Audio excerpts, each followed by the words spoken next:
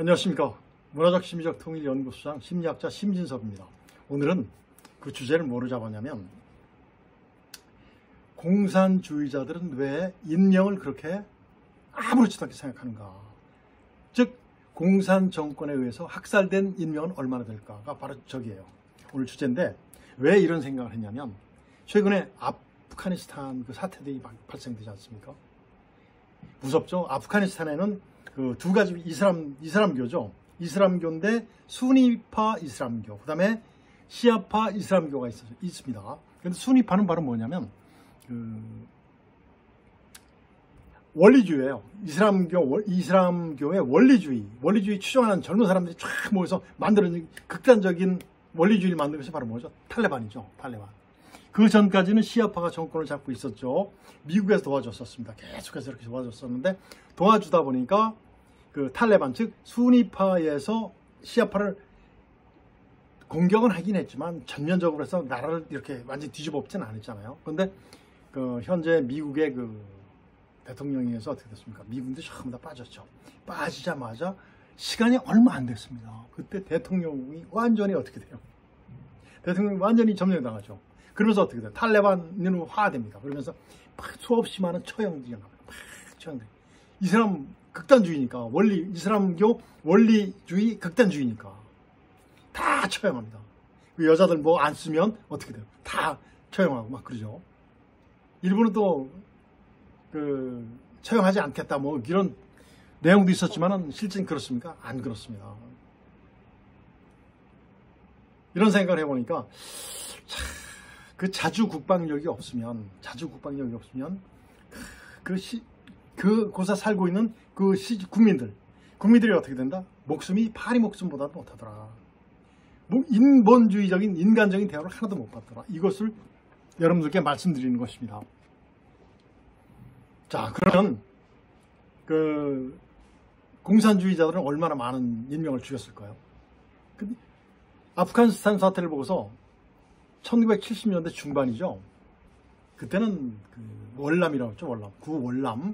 월남. 지금 베트남이지만 그 월남과 월맹이 있었어요. 월남은 자유민주주의고 월맹은 공산주의예요. 그런데 거기에서 보면 국민들의 정신 상태가 참 이상해요. 자주적인 그 독립국가라든가 자유민주를 지키는 의지들이 거의 없었어요. 그러다 보니까 이제 전부 다 이제 공산주의화 됐는데, 그때 어떻게 됐습니까? 수없이 많은 보트피플들이 발생합니다. 지금 아프가니스탄에서 나오는 그 피난민들하고 똑같아요. 그런 형태가 막 벌어지죠. 참 그걸 보고서 정말 안타까움을 느끼면서 우리의 자주 국방력도 정말 생각해 봐야 되는 그런 계기가 아닐까라고 생각이 됩니다. 공산주의자들은 되게 어때요? 자기들이 공산주의를 만들 때 혁명이라고 그래요. 혁명. 자, 보십시오. 구소련이 공산혁명이라고 얘기할 때 몇만을 죽였습니까? 자유시민들? 4,500만 명을 죽입니다. 참 낙살해요. 중국은 어때요? 마오쩌둥, 즉 모태똥이죠. 6,300만 명을 죽입니다. 처형입니다. 정말. 그리고 북한은 어떻습니까? 북한 김일성에 의해서 어떻게 돼요? 김일성이 몇 명을 죽입니까? 약 700만 명을 죽입니다. 700만 명. 죽입니다. 전부 다 죽여요. 그리고 그 다음에 어떻게 돼요? 월남이 패망이 있죠. 패망하면서 호지명에 의해서 뭐가 됩니까? 공산화가 되지 않습니까? 지금은 베트남. 그때 몇만이 죽었을까요? 1,500만 명이 죽습니다. 그 지식인들도 많이 죽었고, 교수, 학생서부터 해가지고 그 자유민주주의 사상이 요만큼이라도 있으면 거의 다 죽다시피 했어요. 좌파, 그렇죠. 지금 보는 흔히 얘기하는 좌파들이 거의 다 전멸됩니다. 그 다음에 어떻게 됐습니까? 그 다음에 이제 그 비슷한 시기에 캄보디아에서 뭐 있었어요? 폴포트 정권이 나타나면서 어떻게 돼요? 킬링필드가 나오죠. 그때 당시 대상 인원이 600만 명인데 그중 200만 명이 또 학살됩니다. 공산주의자는 왜 그럴까요? 이때 학살된 인원이 약 1억 3,200만 명 이상이 됩니다. 자, 비교 한번 해보겠습니다. 1차 대전 때는 약 그 전사자들이 한 1,000만 명 정도 돼요.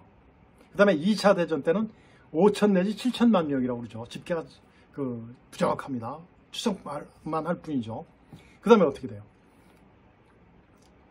3차 대전과 같은 남북전쟁 당시에 어떻게 됩니까? 우리나라는 군인이 몇 만쯤 죽어요? 약 13만 8천 명이 죽습니다. 그 다음에 어떻게 돼요?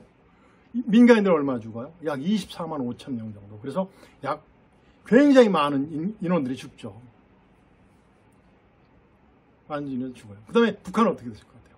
북한도 군인들 약 52만 명이 죽고 52만 명입니다. 그 다음에 이제 민간인들 약 28만 2천 명 정도가 죽습니다. 약 80만 명이 전부 다 희생된 거예요. 우리도 그렇죠. 우리도 거의 58만 정도 되잖아요. 48만 정도 되겠죠. 거의 50만에 가까운 인구들이 죽습니다. 이것보다 더 이 1차 대전, 2차 대전 한국전쟁에서 희생된 사람들의 수를 합친 것보다 어때요? 공산주의자들이 말하는 혁명을 할 때는 어떻게 돼요? 그보다 많은 인명들이 학살됩니다. 이것들이 바로 공산주의자들의 특징입니다. 이런 모습들을 봤을 때 정말 어때요? 자주국방이 정말 필요하다. 특히 김일성이는 우리 민족의 만고 역적입니다. 이 몇만이에요. 군인들 13만 8천 명, 미군도 3만 3천 명 정도 돼요. 그 다음에 또 16개국에서 참전한 용사들 얼마나 많은 사람들 죽었겠어요. 그리고 민간인들 24만 명. 그리고 북한 지역에 살고 있는 북한 군인들 52만, 그리고 민간인 28만여 명. 사람들 전부 다 죽어요. 누구 때문에 죽은 거예요?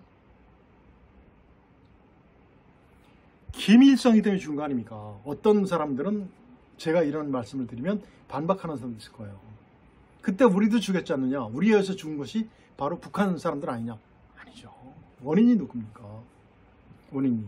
동족한테 총불이 들이대면서 쏜 놈이 누구예요? 김일성이잖아요. 김일성. 우리 민족의 만고 역적이죠. 여태까지 모든 독재자들 중에서 우리 민족의 역사 중에서 그렇게 많은 양민을 학살한 놈은 없습니다. 그리고 김일성이 뭐라고 하는 어떤 유언을 남겼냐면, 적과 통일됐을 때 약 남쪽의 인구는 약 5천만일 것이다. 그 중에서 자유민주주의 사상, 즉 부르주아 사상을 가진 자들이 약 2천만 명 정도 된다. 2천만 명 정도. 그리고 약 500만 명 정도는 보트 피플지나 이런 것들처럼 이제 피난민들은 도망갈 거다. 그리고 이제 나머지는 2천만 명 중에서 전부 다 어떻게 된다? 숙청이 된다. 숙청은 죽이는 거예요. 그렇지만 그 안에 살고 있는 젊은 여자들은 뭐다? 젊은 여자들은 북괴군들. 북한이 얘기하는 인민군, 인민해방군이 인민군인데 그 인민군들의 성 노리개를 준 다음에 쓸모가 없어지면 장기를 축출해서 돈벌이 하겠다는 거죠. 돈벌이 하고서 나머지는 시체를 화장시키라 하는 유언도 남겼다고 그러죠. 이런 것들이 바로 공산주의자입니다. 왜 이런 생각이 갑자기 들었냐면, 아프가니스탄 사태에서 보니까 정말 미국이 빠져나가니까 자주국방력이 없다 보니까 어떻게 돼요? 공산주의들이 들어옵니다. 우린 굉장히 무섭습니다. 우리의 능력도 꽤 올라와 있지만, 북한보다 약 50배 정도 잘 살고 있지만, 그 뒤에 누가 있어요? 러시아가 있고 중국이 있잖아요. 우린 국론이 통일됐습니까? 분열되어 있잖아요. 그리고 공산주의에 대한 무서움, 두려움 같은 것도 요새는 많이 희석됐잖아요. 누구에 의해서? 선생을 가장한 전교조 하는 교사들에 의해서. 선생도 아니죠. 이념을 가르치는, 공산주의를 가르치는 그런 교사들에 의해서 완전히 희석됐어요. 우리 젊은이들 정신 차리십시오. 그리고 그들을 무조건 추종하는, 그들의 환상에 의해서 만들어진 어떤 이론들에 의해서 유혹받은 사람들 빨리 빠져나오십시오. 아닙니다. 지금이 아니고 우리의 자유민주주의가 없으면 사람이 살 수가 없어요. 자유민주주의는 인간이 있습니다. 인간, 사람이 있어요. 인본주의가 있습니다. 그런데 공산주의는 인본주의 있어요? 없어요? 인본주의 없어요. 거기 살고 있는 모든 시민들, 국민들, 모든 그런 사람들은 다 뭐예요? 주민이라고 그러죠. 그 사람들은 뭐예요? 노예죠, 노예. 자기들 정권 유지하기 위한 일벌레들이죠. 일개미, 일벌 이런 것들이죠. 정말 정신 바짝 차려야 됩니다. 제가 여러분들한테 주장하는 문화적 심리적 통일 이 자체가 뭐죠? 자유민주주의의 통일이었을 때 얘기죠. 독일처럼 자유민주주의의 통일이 된 후에 그 얘기를 하는 거지, 적화 통일이 된 상태에서의 문화적 심리적 통일이 어디 있습니까? 문화적 심리, 개, 돼지, 짐승 같은 사람들한테 문화적 심리가 어딨어요? 없지 않습니까? 왜 공산주의자들은 그 인명을 천시하는 것이 아주 무시해버리죠. 아주 가벼워 여기죠. 왜 죽일까? 그렇게 많은 인명을 죽여버렸을까요? 귀찮으니까. 그냥 자기들이 움직이는 그 수족도 아니죠. 그냥 하나의 부속품들이에요. 제가 셌을 뿐. 이런 생각 때문에 전부 다 죽여버리는 겁니다. 자기들의 공산주의 정권을 공고화하기 위해서, 혁명이라고 떠들기 위해서 죽이는 거죠. 끔찍한 생각이 듭니다. 우리나라가 과거의 베트남처럼 또는 아프가니스탄처럼 이렇게 된다면 어떻게 될까요? 미군이 빠져나간다면 어떻게 될까요?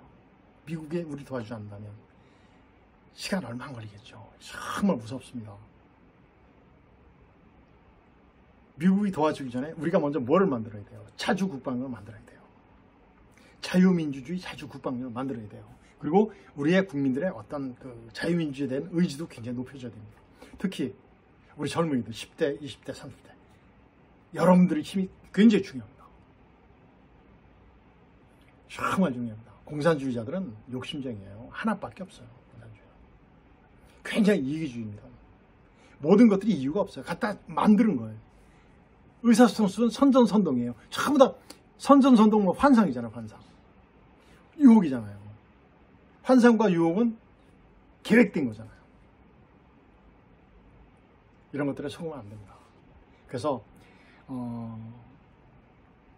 이제 얼마 있으면 대통령 선거도 있는데 정말 이번에 대통령은 정말 우리 민족을 위하는 그러한 공산주의 아닙니다. 자유민주주의자가 정말 대통령 되면 좋겠어요. 그래서 우리 후손들이 잘 살 수 있는 나라, 자유민주주의를 번영시킬 수 있는 그런 분, 자주국방력을 강화시킬 분, 그런 분이 대통령 됐으면 좋겠어요. 그리고 정말 국민들의 의지를 결집시켜서 정말 좋은 방향으로 업그레이드 시키는 그런 분이 대통령이 됐으면 좋겠습니다. 그래야지 문화적 심리적 통일도 나올 수 있는 거죠. 그리고 북한 동포들 200만 핵심 계층의 내 동포들을 해방시킬 수 있지 않습니까? 오늘은 아프가니스탄 사태를 보고서 과거의 베트남을 생각해 봤습니다. 그리고 공산주의자들에 의해서 얼마나 많은 인명들이 살상이 됐는가. 저 공산주의자들이 정말 인간인가 라는 생각을 해보면서 또 우리의 마음을 한번 다짐해 보면서 오늘 여러분께 말씀을 드렸습니다. 오늘은 여기서 마치겠습니다. 안녕히 계십시오.